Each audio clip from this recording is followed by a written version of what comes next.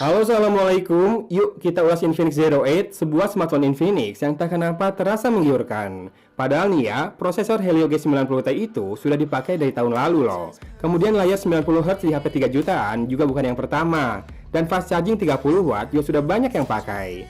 Mungkin karena semua itu baru dipakai di HP-nya Infinix ya. Atau mungkin karena seri Zero ini punya nilai nostalgia. Yang jelas saya bingung menilai value versus harganya. Seperti biasa, Infinix itu dijual dengan sistem flash sale dan selisih harganya cukup lumayan loh. Harga normalnya Rp3.799.000, kemudian harga flash sale-nya adalah Rp3.099.000, dan kalau kamu cari di marketplace, maka banyak yang jual di angka kisaran 3,3 jutaan. Ya udah, kita mulai dari looks-nya mungkin ya. Desainnya sih kece, meski agak mirip dengan HP lain. Kemudian feels-nya di tangan juga plasticky banget ya, dan juga licin. Bisa dibilang build-nya sih terasa biasa saja ya. Kemudian layarnya berdimensi 6,85 inch dengan panel IPS beresolusi Full HD+. Sebetulnya tidak ada masalah sih dengan layarnya, namun lagi-lagi feels-nya biasa aja. Padahal layar ini sudah punya refresh rate 90Hz, kemudian user experience juga overall berjalan dengan smooth. XOS ini di saya juga sempat dapat update security patch ya, dan overall juga tidak ada masalah dengan UI-nya. Kecuali ketika membuka jendela notifikasi di mana penuh dengan suggestion dari berbagai aplikasi. Ya kayak iklan gitulah. Bisa dimatikan sih satu persatu biar lebih nyaman menggunakannya. Tapi tetap masalah buat saya. Lalu yang bikin saya kurang nyaman ada satu lagi, di mana tidak ada early notification ya, mengingat layarnya yang juga tidak punya always on display. Jadinya saya sering miss tuh kalau ada pesan penting di WhatsApp. Sebetulnya di menu Social Turbo banyak optimasi buat WhatsApp ini. Bisa juga sih kalau mau nyalain flash kalau ada pesan baru. Cuma nyalain flash bahaya bos. Bisa-bisa disangka lagi motoin orang tuh kalau nyalanya pas lagi di keramaian. Saya pakai smartphone ini cukup lama ya sebetulnya, hanya saja fungsinya sebagai HP kedua. Fungsi utamanya untuk WhatsApp pekerjaan-pekerjaan saya yang dibahas di sana ya, dan juga buka-buka Instagram. Jadi, baterai usage-nya kurang teruji ya kali ini. Yang jelas buat main PUBG 2x15 menit paling cuma ngabisin baterai 10%-an. Dan suhunya juga tergolong tetap adem. Ya kita tahu lah, Helio G90T ini sebetulnya gampang panas ya. So, Infinix did a good job here. Oke? Gameplay sendiri terasa lancar, walau saya merasa layarnya licin banget. Pernah pas lagi genting one-on-one dengan musuh, jadi saya itu malah meleset kena ke map. Jadi ngebuka map, ya udah deh kalah. Yang saya suka adalah chargingnya yang cepat ya, dan juga nggak eksklusif, alias bisa pakai charger lain. Gak sampai 1 menit, pengisian daya sudah naik 2%, dan dalam 26 menit sudah naik 50%. Sensor-sensoran juga sepertinya nggak disunat ya sama Infinix, sementara skor Antutunya mencapai 292.000. Jadi, kalau ngeliat performanya sih, sebetulnya Infinix Zero 8 ini oke banget lah ya. 3 jutaan dapat RAM 8GB, storage-nya sudah 128GB, dan sudah USB Type-C. Sementara untuk NFC belum ya. Kemudian untuk multimedia, layarnya juga enak dipakai streaming. Loudspeaker-nya ya usable lah, usable aja ya. Oke, tapi nggak istimewa. Sementara kameranya, saya merasa Infinix ini masih agak nanggung. Ngasih kamera utama bersensor Sony IMX686 64MP, tapi kamera kedua yang ultra wide cuma 8MP. Kamera ketiga dan 4 buat depth. Serius? Ya bukan ngarep ada makro sih, cuma kalau buat depth doang, masa 2 kamera kakak? Untuk perekaman video, hasilnya antara menggembirakan dan juga bikin greget, dimana stabilisasi hadir dengan IIS di Ultra Steady Mode ya. Kalau mode ini aktif, perekaman maksimal di 1080p 30fps. Dan tanpa stabilisasi, kamu bisa rekam di 4K 30fps atau 1080p 60fps. Sayangnya, hasilnya tuh goyang banget, padahal ketika IIS menyala, hasilnya tuh bagus, pakai banget.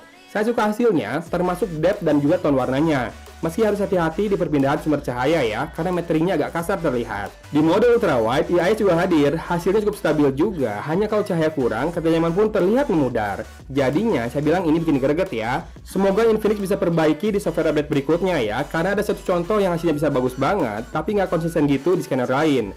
Next kita bahas selfie-nya ya. Kamera depannya dua loh si Zero 8 ini, yang satu besar banget, resolusinya 48MP, yang satu lagi ultra wide 8MP.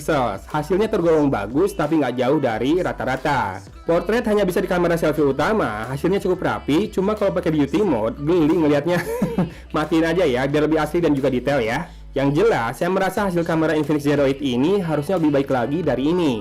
Metering nggak konsisten, kemudian detail gambar seperti highlight dan shadow juga kurang dapat aja. Dan mari kita lihat hasil kameranya yuk.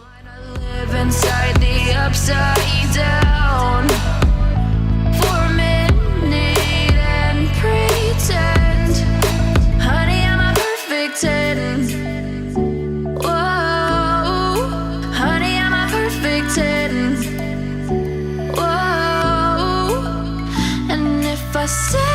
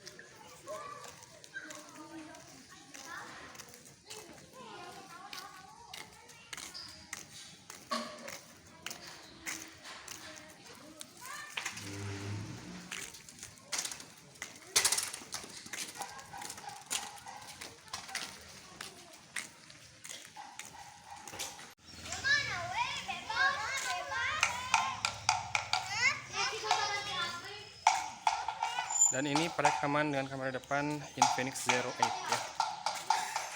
Yang belakang tahu dengan siapa. Kita tes meteringnya.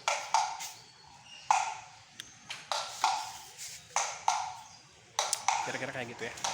Ketika harus mengambil kesimpulan, sejujurnya saya bingung. Dibilang HP bagus ya memang bagus sih, speknya menarik dan juga menggiurkan. Tapi ya udah, itu aja, nggak ada yang baru. Barunya ya buat Infinix aja, dan perbaikan masih diperlukan, terutama di kameranya. Kuat gaming, kuat, adem pula. Layar 90Hz smooth, memang smooth. Buat harga 3 jutaannya, semua itu wajar. Nothing spesial, nah ini mungkin istilahnya ya. Bagus, tapi ya nothing spesial.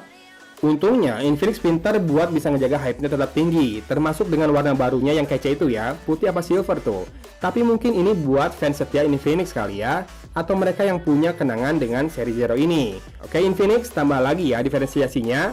Sip, videonya selesai di sini. Dari kota Cimahi, Agung pamit undur diri. Wassalamualaikum warahmatullahi wabarakatuh. Myself and I'm disgusted with the way we're told to have a certain